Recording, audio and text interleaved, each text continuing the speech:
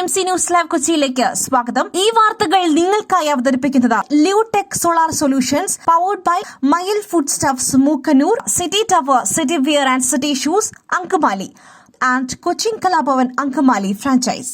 മലപ്പുറം പെരുവള്ളൂരിൽ തെരുവുനായയുടെ കടിയേറ്റ ശേഷം പ്രതിരോധ വാക്സിൻ എടുത്തിട്ടും പേവിഷബാധ ഉണ്ടായ കുട്ടി മരിച്ചു. മലപ്പുറം പെരുവള്ളൂർ സ്വദേശി ഫാരിസിന്റെ മകൾ സിയാണ് മരിച്ചത്. കോഴിക്കോട് മെഡിക്കൽ കോളേജിൽ ചികിത്സയിലിരിക്കെയാണ് കുട്ടി മരിച്ചത്. ഗുരുതരാവസ്ഥയിൽ കോഴിക്കോട് മെഡിക്കൽ കോളേജ് ആശുപത്രിയിൽ ചികിത്സയിലായിരുന്നു. ഒരു മാസം മുൻപായിരുന്നു കുട്ടിക്ക് കടിയേറ്റത്. തെരുവ് നായയുടെ ആക്രമണത്തിൽ തലയ്ക്കും കാലിനും ഗുരുതരമായി പരിക്കേറ്റിരുന്നു. കുട്ടി മിഠായി വാങ്ങുവാനായി പുറത്തു പോയപ്പോഴാണ് ആക്രമണത്തിനിരയായത്. 3 വർഷത്തിലധികമായി കഞ്ചാവ് ഉപയോഗിക്കുന്നുണ്ടെന്ന ചോദ്യം ചെയ്യലിൽ സംബന്ധിച്ച് റാപ്പർ വേടൻ നിർത്തണമെന്ന ആഗ്രഹമുണ്ടെങ്കിലും സാധിച്ചില്ല. ലഹരി ഉപയോഗിക്കുന്നതിനെ താൻ പ്രോത്സാഹിപ്പിക്കാറില്ല എന്നും വേടൻ പോലീസിനോട് പറഞ്ഞു. പിടിക്കപ്പെടുമെന്ന് കരുതിയില്ല എന്നും ചോദ്യം ചെയ്യലിൽ വേടൻ പറഞ്ഞു. പോലീസ് പിടികൂടിയ ശേഷം ഫ്ളാറ്റിൽ വെച്ചാണ് പോലീസിനോട് വേടൻ ഇക്കാര്യം പറഞ്ഞത്. വേടനെതിരെ ലഹരി ഉപയോഗം, ഗൂഢാലോചന വകുപ്പുകൾ ആണ് ചുമത്തിയത്. കേസിലെ 2ാം പ്രതിയാണ് വേടൻ. അതേസമയം വേടന്റെ മാലയിലെ പല്ല് പുലിപ്പല്ലെന്ന് സ്ഥിരീകരിച്ചതോടെ വനം വകുപ്പ് കേസ് രജിസ്റ്റർ ചെയ്തിട്ടുണ്ട്. പുലിപ്പല്ല് കൈമാറിയത് രഞ്ജിത്ത് എന്നയാളെന്ന് റാപ്പർ വേടന്റെ മൊഴി. ചെന്നൈയിൽ വെച്ചാണ് കൈമാറിയത്. ഇയാൾ മലേഷ്യയിൽ സ്ഥിരതാമസക്കാരനാണെന്നും വേടൻ പറഞ്ഞു.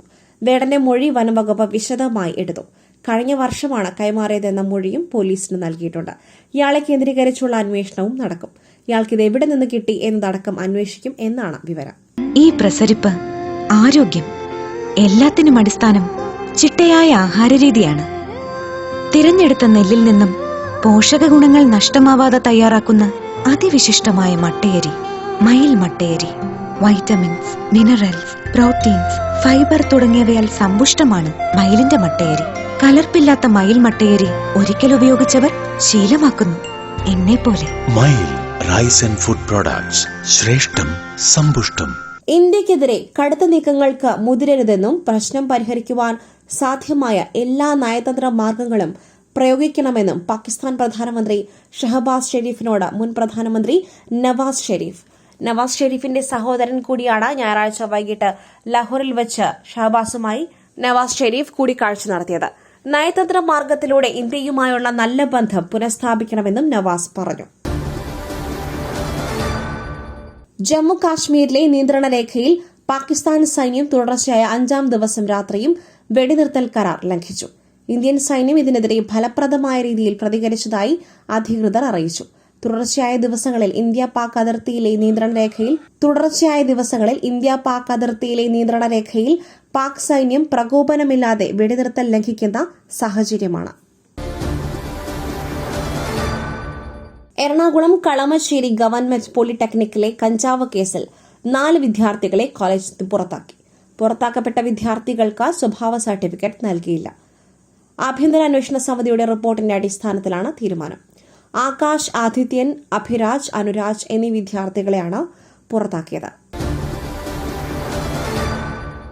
ചാലക്കുടിയിൽ ബ്യൂട്ടി പാർലർ ഉടമ ഷീല സണ്ണിയെ വ്യാജ ലഹരി കേസിൽ കുടുക്കിയ സംഭവത്തിൽ മുഖ്യപ്രതി നാരായണദാസിനെ തൃശൂരിലെത്തിച്ചു. കൊടുങ്ങല്ലൂർ പോലീസ് സ്റ്റേഷനിൽ പ്രതിയെ വിശദമായി ചോദ്യം ചെയ്യും. ബംഗളൂരുവിൽ നിന്നാണ് പ്രതിയെ കസ്റ്റഡിയിലെടുത്തത്.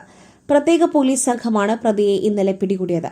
പോലീസിന്റെ നേതൃത്വത്തിൽ അന്വേഷണം നടത്തിവരുന്നതിനിടയിലാണ് ഇയാൾ പിടിയിലാകുന്നത്.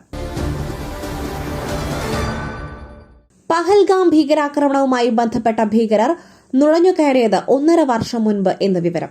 സാംബ കത്വ മേഖലയിൽ അതിർത്തി വേലി മുറിച്ചാണ് നുഴഞ്ഞുകയറിയത് എന്നാണ് സൂചന. പാക് ഭീകരർ അലിഭായ്, ഹാഷിം മൂസ എന്നിവരാണ് നുഴഞ്ഞുകയറിയതെന്നാണ് സ്ഥിരീകരണം. സോൻമാർഗ് ടണൽ ആക്രമണത്തിൽ അലിഭായ് പങ്കെടുത്തതായും വിവരമുണ്ട്. ഹാഷിം മൂസയെ ദൃക്സാക്ഷികൾ തിരിച്ചറിഞ്ഞു. ഭീകരരുടെ ഫോട്ടോകൾ ലഭിച്ചത് സെഡ്മോർ ആക്രമണത്തിനിടെ കൊല്ലപ്പെട്ട ജുനൈദ് അഹമ്മദ് ഭട്ടിന്റെ ഫോണിൽ നിന്നുമാണ്. മറ്റൊരു വാർത്തയുമായി കണ്ടുമുട്ടുന്നതുവരെ നന്ദി, നമസ്കാരം.